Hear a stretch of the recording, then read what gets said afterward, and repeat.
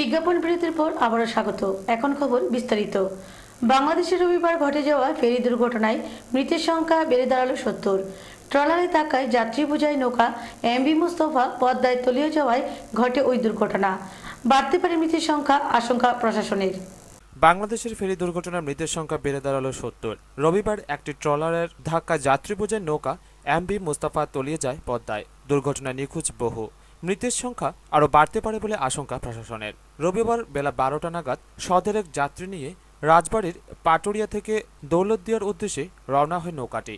যাত্রী সংখ্যার প্রকৃত হিসেব এখনও মেলেনি।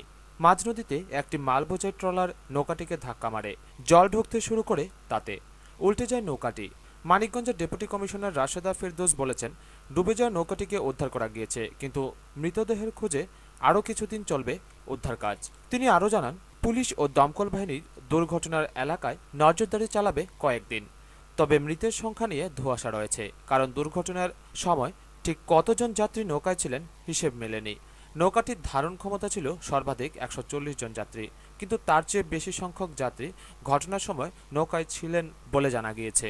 উদ্ধারকারী দল জানিয়েছেন, সোমবার সন্ধ্যে পর্যন্ত ৭০টি দেহ উদ্ধার করা গিয়েছে, যার মধ্যে ৬৩টি দেহ তাদের পরিবারের হাতে তুলে দেওয়া হয়েছে। বাকিদের পরিচয় জানা যায়নি। সরকারি সূত্রের খবর, আরও ৯ জন এখনও নিখোঁজ বলে মনে করা হচ্ছে। যারা বরাত জুড়ে রক্ষা পেয়েছেন তারা জানিয়েছেন, বেশ কিছু যাত্রী নৌকার কেবিনের ভেতরে ছিলেন। নৌকা ডুবার সময় তারা বেরোতে পারেননি। যারা বাইরে ছিলেন তাদের মধ্যে কয়েকজন জলে ঝাঁপিয়ে সাঁতরে প্রাণে বেঁচেছেন। নিখোঁজ আছে আমার জেঠার বাঁচতে। সুব্রতমের জামাই নাম হইলো হাসু, বাড়ি গান্দাইল তেতা বাড়ি। তার লাশ এখনো পাই না। এখন কোনো লোকের কোনো সন্ধান পাই নাই, এখন আমাদের কেউ সন্ধান দিতে পারতেছে না। আমার ভাই মোস্তফা মেহবুজ দানা। আমরা লঞ্চ ডুবির ঘটনার পর থেকেই আমরা এই পাটুরিয়া এই ঘাটে অবস্থান করছি এবং তখন থেকে আমরা খোঁজাখুঁজি করছি। আজ পর্যন্ত তার কোনো লাশের কোনো সন্ধান পাইনি। আমাদের উদ্ধার করা এখন আছে, তবে নতুন আর কোনো ডেড বডি এখন আমরা পাইনি। পর্যাপ্ত সুরক্ষার অভাবে বাংলাদেশে নৌকাডুবির ঘটনা অবশ্য এই প্রথম নয়। চলতি মাসের ১৩ তারিখেই মাঝ নদীতে নৌকা ডুবে গিয়ে মৃত্যু হয়েছিল এক নাবালক সহ ৫ জনের। গত মাসে বঙ্গোপসাগরে ডুবে গিয়েছিল একটি মাছ ধরার নৌকাও। সেই দুর্ঘটনায় ৮ জনের দেহ উদ্ধার হয়েছিল। বাংলাদেশের সবচেয়ে ভয়াবহ নৌকাডুবি হয়েছিল গত বছর আগস্ট মাসে। ওই ঘটনায় প্রাণ হারিয়েছিলেন ১৩০ জন। ব্যুরো রিপোর্ট, খবর ত্রিপুরা। সংশোধিত জমি বিল এবং অর্ডিন্যান্স ঘিরে বাজেট অধিবেশনের দ্বিতীয় দিনে তপ্ত হয়ে উঠল সংসদ। কেন্দ্রের জমি অধিগ্রহণ বিল নিয়ে বিরোধী দলের চাপে পড়তে হয় সরকারকে। সাঁড়াশি চাপ কাকে বলে বাজেট অধিবেশনে তা হাড়ে হাড়ে টের পাচ্ছে বিজেপি। একদিকে জমি বিল ও অর্ডিন্যান্স বিতর্কে সংসদের ভিতর বিরোধীদের এককাট্টা আক্রমণ, অন্যদিকে যন্তর মন্তরের আন্দোলনে আন্না কেজরিওয়ালের যুগলবন্দি। দুয়ের চাপে লোকসভায় সংশোধিত জমি বিল পেশ করেও আশার আলো দেখতে পেল না কেন্দ্র। ঝড়ের পূর্বাভাস ছিলই। সংশোধিত জমি বিল ও অর্ডিন্যান্স ঘিরে বাজেট অধিবেশনের দ্বিতীয় দিনে তপ্ত হয়ে উঠল সংসদ। নতুন জমি অধিগ্রহণ বিল নিয়ে কেন্দ্র যে পিছু হটবে না, মঙ্গলবার অধিবেশনের শুরুতেই বিজেপি সাংসদদের তা স্পষ্ট করে দেন প্রধানমন্ত্রী। কিন্তু শুরু থেকেই ধেয়ে আসতে থাকে আক্রমণ। কেন্দ্রের জমি বিলের বিরোধিতায় প্রথমে সংসদ ভবনের বাইরে বিক্ষোভ দেখায় তৃণমূল, ভিতরেও ছিল ধারালো আক্রমণ। বিতর্কের মধ্যেই লোকসভায় সংশোধিত জমি বিল পেশ করে কেন্দ্র, কিন্তু রাজ্যসভায় সংখ্যালঘু এনডিএকে একযোগে চেপে ধরে বিরোধীরা। किया गया। इस देश में कोई कानून नहीं बन सकता जो सदन को बाईपास करे। मेरे मित्र आनंद शर्मा जी याद रखें कि इस देश में आज तक 636 ऑर्डिनेंसेस आ चुके हैं। उसमें से 80% तब आए हैं जब आनंद शर्मा जी की पार्टी सरकार में। प्रधानमंत्री जो थे, जिनका सारा देश आदर करता है, उनकी सरकार के दौरान 70 आए थे। और जब मेरे मित्र वामपंथी दल, जिसमें केसी त्यागी जी की पार्टी भी शामिल थी, इनकी यूनाइटेड फ्रंट की सरकार थी, तो 18 महीने में 77 बार आए। बीमा ও কয়লা ব্লক বন্টন বিল নিয়েও রাজ্যসভায় ধাক্কা খেয়েছে এনডিএ। কেন্দ্রের পরিকল্পনা ছিল যৌথ অধিবেশন ডেকে নতুন বিমা ও কয়লা ব্লক বন্টন বিলের অর্ডিন্যান্স পাশ করিয়ে নেবে তারা। তার জন্য পুরনো বিল দুটি প্রত্যাহার করতে হতো, কিন্তু রাজ্যসভায় বিরোধীরা জানিয়ে দেয় তা হবে না, ভোটাভুটিতে যেতে হবে। কিন্তু রাজ্যসভায় সংখ্যালঘু সরকার পক্ষ আর সেই সাহস দেখায়নি। लेकिन साथ साथ हम ये भी बात कहना चाहेंगे कि जो कांग्रेस की सरकार ने जो गलतियां की हैं उसके सुधार का दायित्व हमें और हमारे ऊपर देश के लोगों ने दिया है और हम वो सुधार करेंगे जो किसानों के हित में होगा, देश के हित में होगा, देश के विकास के हित में होगा और ये निश्चित रूप से गरीबों के हित में होगा। ऐसा हमारा हम तो यही चाह रहे हैं क्या बातचीत के जरिए उसमें बिल में जो आपने उस तरह के संशोधन किए जो किसान विरोधी, उनको हटाया जाए। अगर उस पर राजी हो जाते तो मैं कोई इतराज नहीं। Mr. Arun Jaitley said he will ask the concerned minister to talk to the leaders of all political parties, consult them what to do as far as the land acquisition. Let us see how the government is going to proceed.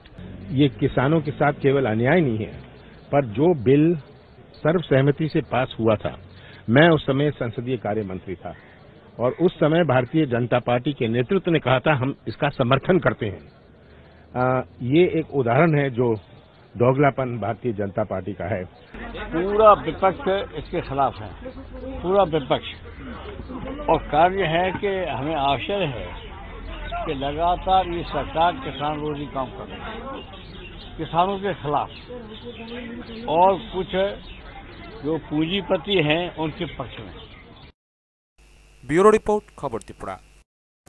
রাজধানী স্বামী বিবেকানন্দ ময়দানে প্রকাশ্য সমাবেশের মধ্য দিয়ে 25 ফেব্রুয়ারি থেকে শুরু হচ্ছে CPM 21তম Tripura রাজ্য সম্মেলন। প্রকাশ্য সমাবেশে উপস্থিত থাকবেন দলের সাধারণ সম্পাদক প্রকাশ কাঁত সহ পলিট ব্যুরোর একাধিক সদস্যরা। এক সাংবাদিক সম্মেলনে এই বিষয়ে বিস্তারিত জানান দলের ত্রিপুরা রাজ্য সম্পাদক বিজন ধর। বুধবার আগরতলার স্বামী বিবেকানন্দ ময়দানে বিশাল প্রকাশ্য সমাবেশের মধ্য দিয়ে শুরু হবে সিপিএম 21তম ত্রিপুরা রাজ্য সম্মেলন। উদারনীতি, সাম্প্রদায়িকতা ও বিচ্ছিন্নতাবাদের বিরুদ্ধে সংগ্রাম তীব্র করাই হবে সম্মেলনের মূল অভিমুখ, সোমবার জানিয়েছেন সিপিএম রাজ্য সম্পাদক বিজন ধর। সোমবার সিপিএম ত্রিপুরা রাজ্য কমিটির দপ্তর দশরথ দেব স্মৃতি ভবনে আয়োজিত সাংবাদিক সম্মেলনে আসন্ন রাজ্য সম্মেলন সম্পর্কে বিভিন্ন তথ্য দেন বিজন ধর। তিনি জানান, পূর্ব নির্ধারিত সূচি মতোই 25 ফেব্রুয়ারি থেকে আগরতলা টাউন হলে শুরু হবে সিপিএমের 21তম ত্রিপুরা রাজ্য সম্মেলন। সম্মেলন চলবে 28 ফেব্রুয়ারি পর্যন্ত। সম্মেলন উপলক্ষে আগরতলা টাউন হল এলাকার নাম হবে কমরেড অনিল সরকার নগর।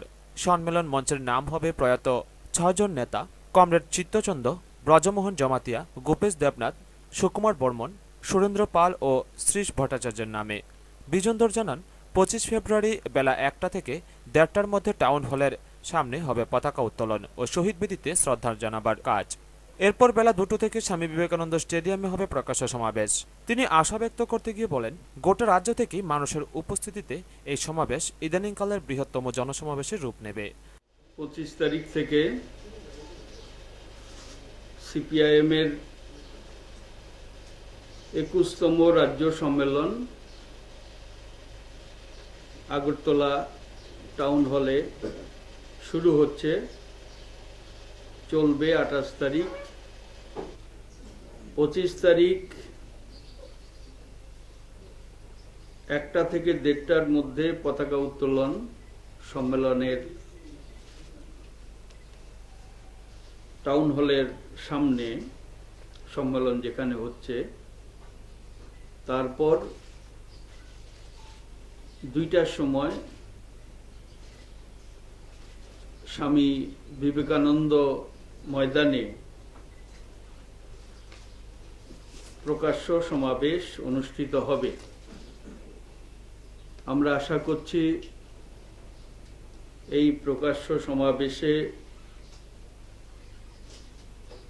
গোটা রাজ্য থেকে কম বেশি জনগণ উপস্থিত হবেন এবং ইদানিংকালের বৃহত্তম জমায়েত সেদিন অনুষ্ঠিত হবে। সমাবেশে বক্তব্য রাখবেন কমরেড প্রকাশ করাত, কমরেড বিমান বসু, কমরেড বৃন্দা করাত, কমরেড মানিক সরকার। সমাবেশে বক্তব্য রাখবেন সিপিএম সাধারণ সম্পাদক প্রকাশ করাত, পলিট ব্যুরোর সদস্য বিমান বসু, মানিক সরকার, বৃন্দা করাত, সিপিএম রাজ্য কমিটির সম্পাদক বিজন ধর। সভাপতিত্ব করবেন পার্টির কেন্দ্রীয় কমিটির সদস্য অগরদেব বর্মা। সমাবেশের পর সন্ধ্যায় শুরু হবে প্রতিনিধি অধিবেশনের কাজ। পার্টির সাধারণ সম্পাদক প্রকাশ করাতের হাত ধরেই অধিবেশনের উদ্বোধন হওয়ার কথা। সারা রাজ্য থেকে মোট 577 জন প্রতিনিধি অংশ নেবেন। এছাড়া থাকবেন 5 জন দর্শক। এদের সম্মেলনে বক্তব্য রাখার বা কোনো বিষয়ে ভোট দেবার অধিকার থাকবে না। ব্যুরো রিপোর্ট, খবর ত্রিপুরা। শুভ উদ্বোধন হলো তেলিয়ামুড়া পাড়াফলক উচ্চতর মাধ্যমিক বিদ্যালয়ে উপজাতি ছাত্রাবাসের। ফিতা কেটে ছাত্রাবাসের দ্বারোদ্ঘাটন করেন মন্ত্রী অঘোর দেববর্মা এবং অনুষ্ঠানে উপস্থিত ছিলেন মন্ত্রী খগেন জমাতিয়া সহ অন্যান্যরা। ত্রিপুরার শিক্ষাক্ষেত্রে উন্নয়নে আরও একটি ফলক যুক্ত হল তেলিয়ামুড়া মহকুমার পাড়াকলক উচ্চতর মাধ্যমিক বিদ্যালয়ের উপজাতি ছাত্রাবাসের শুভ উদ্বোধনের মাধ্যমে। মন্ত্রী অঘোর দেববর্মার হাত ধরে উদ্বোধন হলো এই ছাত্রাবাসের। সোমবার দুপুর 1টায় হয় উদ্বোধন।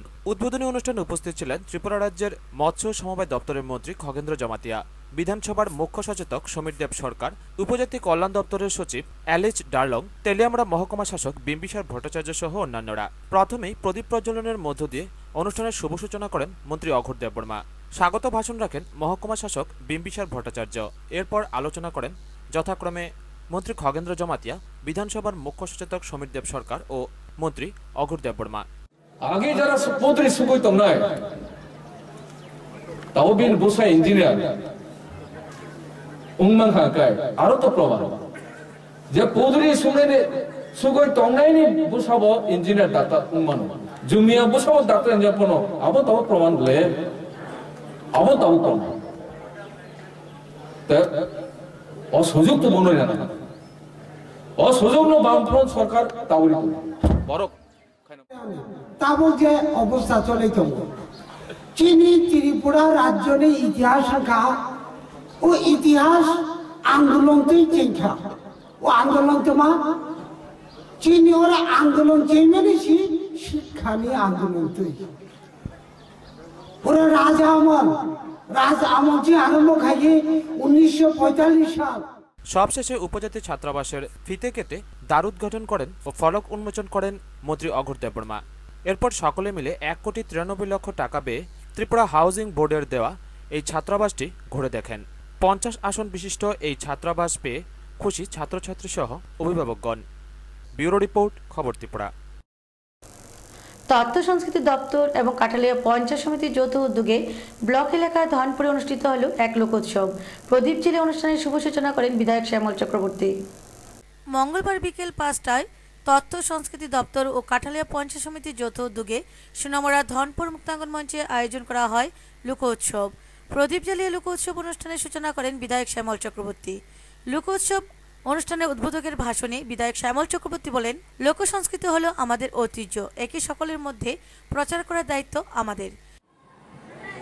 এই উৎসবটা চালিয়ে যাওয়ার জন্য প্রথমেই দপ্তরকে বিশেষভাবে অভিনন্দন জানাবো। আমাদের এ রাজ্যের প্রাক্তন মন্ত্রী উনি আমাদের মধ্যে নেই।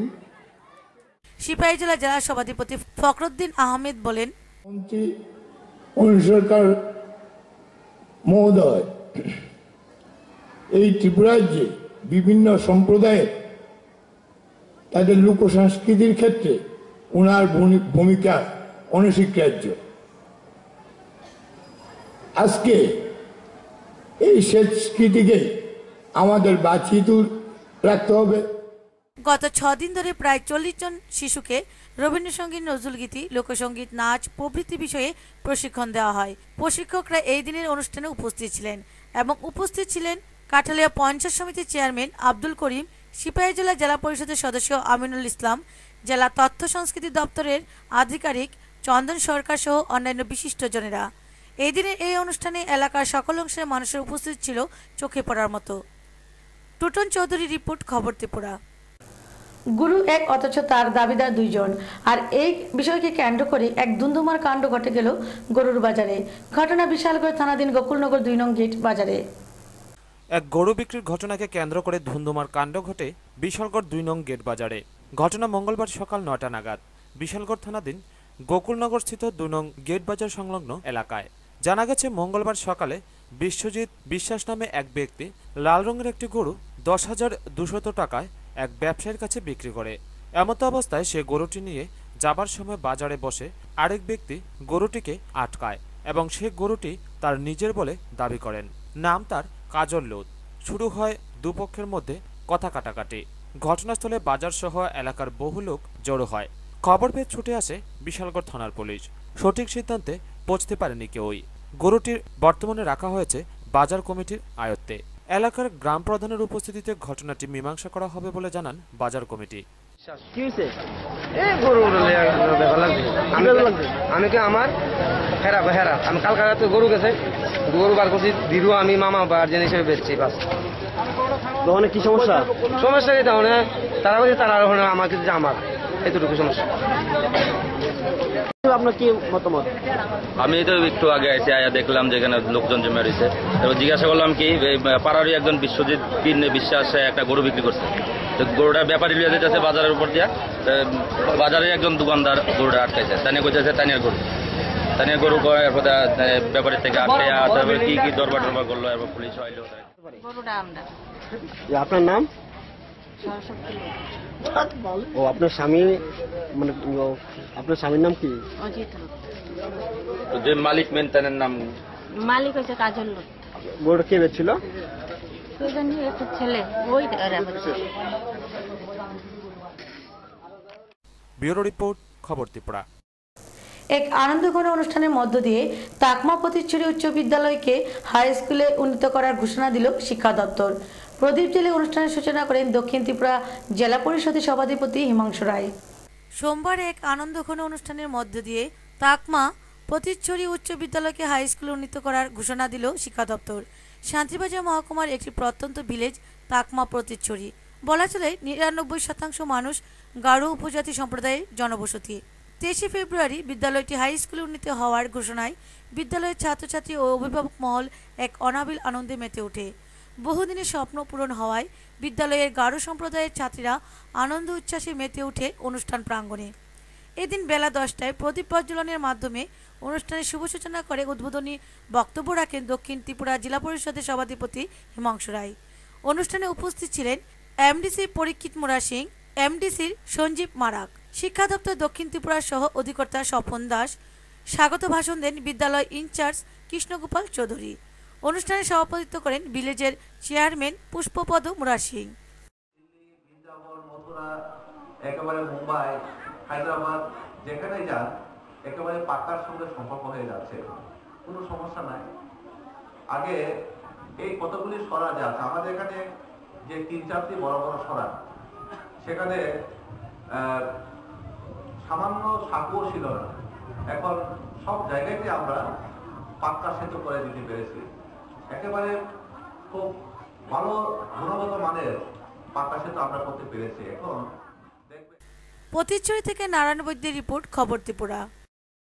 ৩ যুবকের পাশবিকতার শিকার হল ১৫ বছরের এক মুখবধির নাবালিকা। ঘটনা কল্যাণপুর থানাধীন ধলাইছড়া এলাকায়। ঘটনায় অভিযুক্ত ২ যুবককে আটক করেছে পুলিশ। ৩ যুবকের যৌন লালসার কবলে পড়ে সম্মান খোয়াতে হয়েছে তেলিয়ামুড়া মহকুমার কল্যাণপুর থানাধীন ধলাইছড়া এলাকার বাসিন্দা তথা ১৫ বছরের এক উপজাতি মুখ ও বধির নাবালিকা। উল্লেখ্য, গত শনিবার সন্ধ্যা রাতে নির্জনতার সুযোগ নিয়ে একই থানার কুঞ্জবন এলাকার ৩ জন যুবক তথা সমরজিৎ সিং, রাজু সিং এবং দীপ সিং নাবালিকা মেয়েটিকে বলপূর্বক একটি জঙ্গলে নিয়ে যায়। এদিকে সমরজিৎ সিং পেশায় ডিআর পুলিশে কর্মরত। রাজু সিং এর শ্বশুরবাড়ি ওই ধলাইছড়া এলাকায়। সেই সুবাদে রাজু সিং প্রায় সময় ওই এলাকায় যেত। এদিকে সমরজিৎ সিং পুলিশে কর্মরত হওয়ার দৌলতে মেয়েটিকে জঙ্গলে নিয়ে যায় ভয়ভীতি দেখিয়ে। পরে একের পর এক মেয়েটির উপর পাশবিক যৌন লালসা মেটাতে থাকে ৩ জন অভিযুক্ত ধর্ষক। এদিকে মেয়েটি মুখ ও বধির হওয়াতে চিৎকারও করতে পারেনি। কিছুক্ষণ পরে বনে কাঠ সংগ্রহ করে বাড়ি ফিরছিলেন নাবালিকার বোন। ধস্তাধস্তির শব্দ শুনে জঙ্গলে ঝোপে গিয়ে দেখতে পায় ঘটনা। পরে বোনের চিৎকার শুনে অন্যান্য বনে আসা মানুষেরা ঘটনাস্থলে ছুটে আসে। দীপ সিং ঘটনাস্থল থেকে পালিয়ে যেতে সক্ষম হলেও সমরজিৎ এবং রাজু সিংকে এলাকাবাসীরা আটক করে পুলিশের হাতে তুলে দেয়। শনিবার রাতে মেয়েটির পক্ষ থেকে থানায় মামলা দায়ের করার পর রবিবার খোয়াই আদালতে সোপর্দ করে পুলিশ। যদিও ঘটনার ৪৮ ঘন্টা পেরিয়ে গেলে অন্য অভিযুক্ত দীপ সিংকে পুলিশ আটক করতে পারেনি।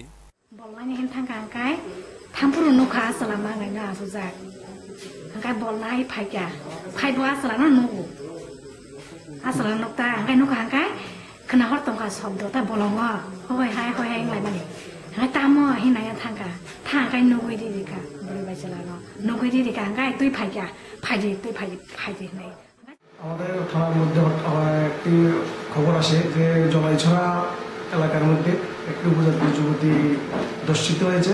তখন এই খবর শুনে আমরা সঙ্গে সঙ্গে বিশাল পুলিশ বাহিনী নিয়ে সেখানে হাজির হই।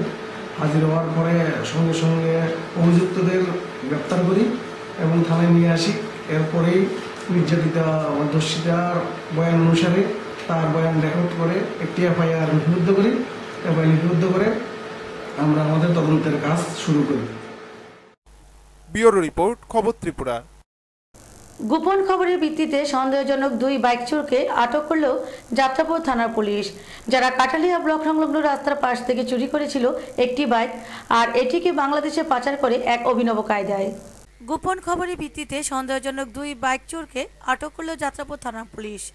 পুলিশের দাবি, আটককৃত 2 সন্দেহভাজন কুখ্যাত চোরই স্বীকার করে এক অভিনব কায়দায় বাইকটি চুরি করে সীমান্ত পেরিয়ে বাংলাদেশে পাচার করে নিদয়া পঞ্চায়েত এলাকার কাজিগাং টিলার একটি দুষ্টচক্র। ঘটনার বিবরণী জানা যায়, চলতি মাসে 8 তারিখ কাঠালিয়া ব্লক সংলগ্ন রাস্তার পাশ থেকে একটি নতুন বাইক রাখা অবস্থা থেকে কয়েক মিনিটের মধ্যে ওই দুষ্টচক্রটি বাইকটি নিয়ে দক্ষিণ দিকে চম্পট দিয়ে দ্রুতবেগে পালিয়ে যায়। বেশ কিছু মানুষ তাৎক্ষণিক সময়তে চিৎকার চেঁচামেচি করলেও কোনো সন্ধান পায়নি। চুরি যাওয়া বাইকটির নম্বর হলো TR036125। মালিক ভাগাইচর গ্রামের প্রদীপ দেবনাথ। যাত্রাপুর থানার এসআই রামকুমার দেববর্মা জানান, ধৃত ব্যক্তিদের নাম কামরুল জামাল কামাল মিয়া। গত 8 তারিখে 8/2/2015-তে আগাইচর সেরিকালচারের নিকটে একটি নীল এবং কালো রঙের পালসার বাইক কে বা কাহারা চুরি করে নিয়ে যায়। এই ব্যাপারে একটা লিখিত অভিযোগ দায়ের করা হয় আমাদের থানাতে। সেই মূলে আমি তদন্ত করতে গিয়া বিভিন্ন জায়গাতে সিক্রেট সোর্স এঙ্গেজ করছি। তারপর কিছুদিন পরে 20 তারিখে সিক্রেট ইনফরমেশন মূলে একটা সিক্রেট ইনফরমেশন পাইছি যে এমক জায়গাতে একটা সাসপিশিয়ালি কয়েকজন মুভিং করিতেছে। দ্বিতীয় চোর স্বীকার করেছে বাইকটি বিভিন্ন পার্টে খুলে বস্তাবন্দি করে পাম্প লাইনের ভিতর দিয়ে বাংলাদেশে পাচার করে, সঙ্গে আরও স্থানীয় 2 জন এবং বাংলাদেশি 1 জন রয়েছে। ব্যুরো রিপোর্ট, খবর ত্রিপুরা। এখন খেলার খবর।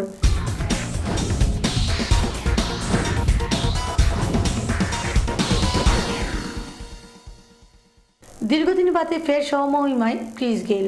বিশ্বকাপের ইতিহাসে 200 রান করে রেকর্ড গড়লেন ওয়েস্ট ইন্ডিজের এই বিশ্বত্রাস ব্যাটসম্যান।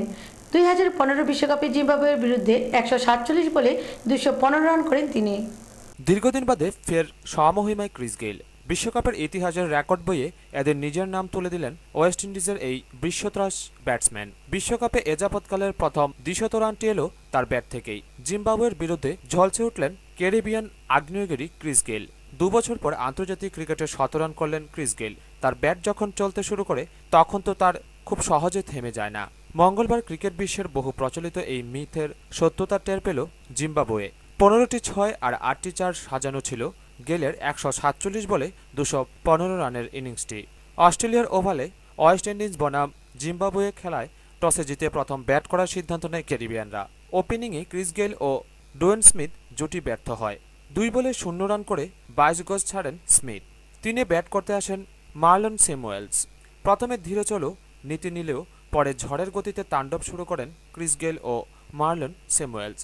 গেইলের 215 ও স্যামুয়েলসের 133 রানে ভর করে তৃতীয় উইকেটে 372 রানের আকাশছোঁয়া পার্টনারশিপ গড়ে তুললেন ক্যারিবিয়ানরা। নির্ধারিত 50 ওভারে 2 উইকেট খুইয়ে ক্যারিবিয়ানদের স্কোর 372। জিম্বাবুয়ের হয়ে 1টি করে উইকেট পান মাসাকাজ্জা ও পানায়ানগাড়া।